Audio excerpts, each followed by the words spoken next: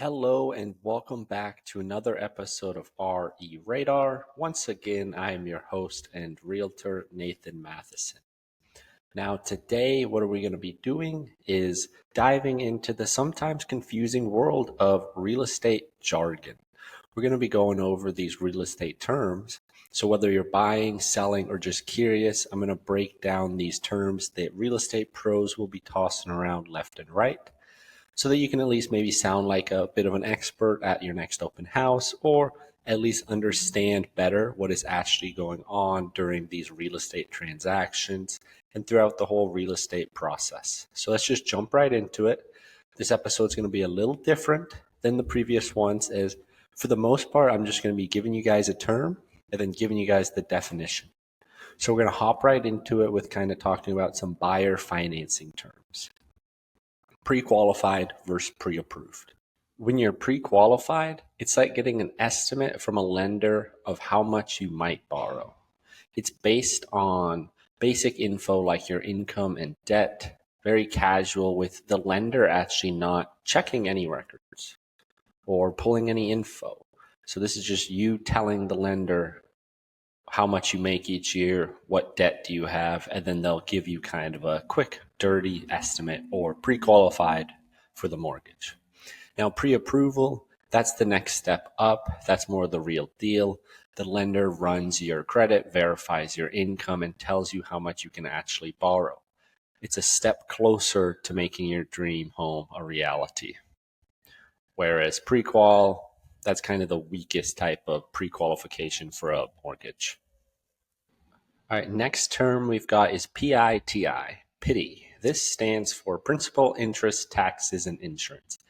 Basically what those are the four big pieces that make up your monthly mortgage payment. So when you're budgeting for that home, remember, don't just look at your sticker price.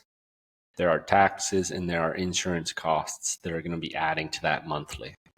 Next up, we got PMI, Private Mortgage Insurance. If you're putting down less than 20% on a conventional loan, you'll very likely need some type of a PMI. And what that is it's basically a fee to protect the lender in case you default on your loan. It's not ideal, but it can help to get you buyers in the door without waiting years and years to save up for a big 20% down payment. Because think about it. 20% down nowadays is a whole lot of money. If you look at the median price in Seattle, and recently I've seen the number of around 850,000, I think, 20% of that is over $160,000. That's a lot of money to put down. So you're very likely for your first purchase to end up with PMI. And don't worry, the PMI does not stay on for the term of the loan. It simply stays on until you have enough put into the home. Essentially, your LTV, which is the next term, actually, let's transition quickly. Your LTV is the loan to value. So when your loan to value lowers, your PMI can get taken off. So loan to value, though, what it is, it's a fancy way of saying how much you're borrowing compared to the value of the home. If your loan to value, your LTV, is too high, lenders might see you as more risky and they could charge higher interest or require PMI, like we just discussed. Isn't this perfect? Just one after the other. So now that we've talked about a few financing terms, let's get into kind of some listing terms with real estate. DOM, days on market. This tells you how long a property has been listed for sale for. But you got to be careful, because there is a way for real estate agents to get that days on market reset, and that is done by essentially you cancel the listing, you take it off the market for over 60 days, and then you can relist it and it's like it's brand new and the days on market get reset. So you want to be looking at the history of these listings to see, well, this says days on market is just 4, it's the first weekend for it, right? When in fact, this guy's been trying to sell this home for the last 4 years on and off again. That's instantly kind of not going to necessarily make it so you don't buy the home, but it's a red flag, mind you, that you should take note of. All right, how about the difference between pending and contingent? So if property is marked as pending, It means the seller has accepted an offer and they're working through those final steps, such as inspection and financing. Those are kind of some of the big main pending reasons: pending inspection, pending financing. Contingent, on the other hand, means the deal is conditional. It hinges on usually the buyer selling their current home. And so it's essentially a deal with strings attached. Yes, the buyer here has made an offer, the seller accepted the offer, but it's contingent on the buyer of this property to sell their previous home first. Now, how about FSBO? FSBO, for sale by owner. These are homeowners who decide to try to sell their property without using an agent. Well, it might seem like a cost-saving move. It can actually be more costly. It can be tricky for buyers because FSBO sellers might lack the market expertise or guidance to navigate this process smoothly, unless maybe they're already radar listeners and they're going for it. But yeah, FSB is just simply for sale by owners. Staged. What does it staged mean? When a home is staged, the furniture and decor aren't the homeowners. It's brought in by a staging company to make the space look at its best, to perfectly design this space to appeal to the most amount of buyers, or at least that's what it's supposed to be doing. But remember, not all staging is created equal. Some make a house feel great. They make it feel like a perfect home. Others, let's just say they tried. All right, but now getting into some other terms, more of the tools and organization for real estate. First up here is MLS, Multiple Listing Service. The MLS, the Multiple Listing Service, is a database where agents list properties for sale. It's essentially where us agents are doing all our research on properties, diving through, checking out, seeing what's on the market, seeing what's happening. We use the MLS. It's just a treasure trove of information, but only us professionals have full access to it. Now, CMA. What is a CMA? A CMA is a comparative market analysis. This is one of my favorite tools, as a CMA helps determine the value of a property by comparing similar homes that recently sold, that recently went pending, that are active, or that were expired, or all the different potential terms. A CMA is going to be looking at those homes nearby, comparing it to the subject home that the CMA is being done for.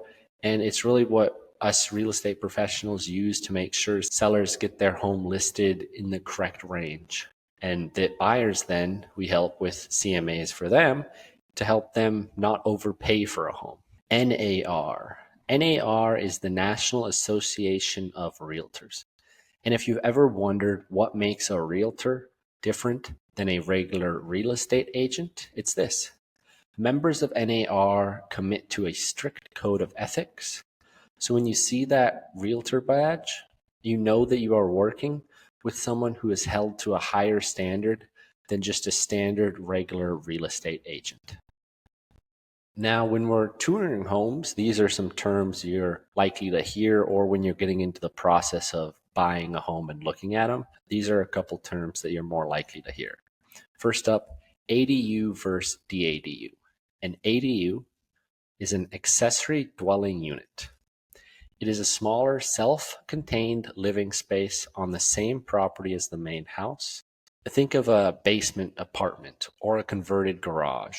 Now, a DADU is a detached accessory dwelling unit. It's a separate standalone structure, like a backyard cottage. Or sometimes when you have a separate garage, people can build the DADU on top of that. The DADU and the ADU are both great for those rental income and multi-generational living.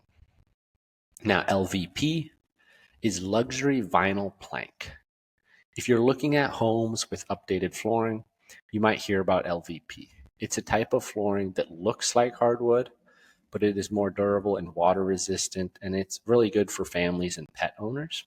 And how LVP is actually made is it's made of vinyl planks instead of tiles or instead of a single sheet of vinyl. Now, next up is CC and Rs. Covenants, conditions, and restrictions.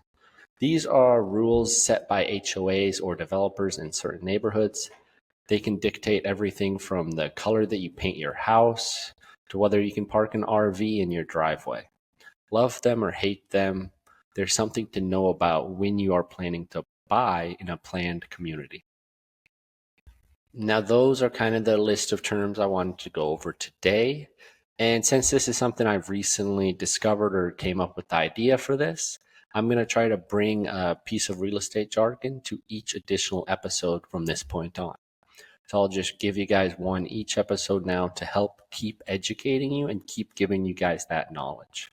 Because real estate jargon can be overwhelming, but the more you know, the more confident you'll be able to feel, whether you're buying, selling, or just talking about the market or looking at real estate.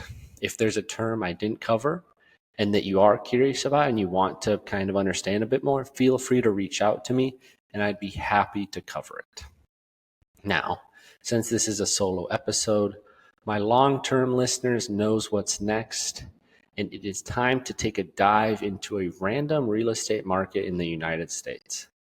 Now, usually I use an online generator for this. Just click it, boom, spits out a city. I do that. Today, I decided to switch it up and I just asked a different agent at my office to give me a random city. So thank you, Lura Noise, for picking Zionsville, Indiana.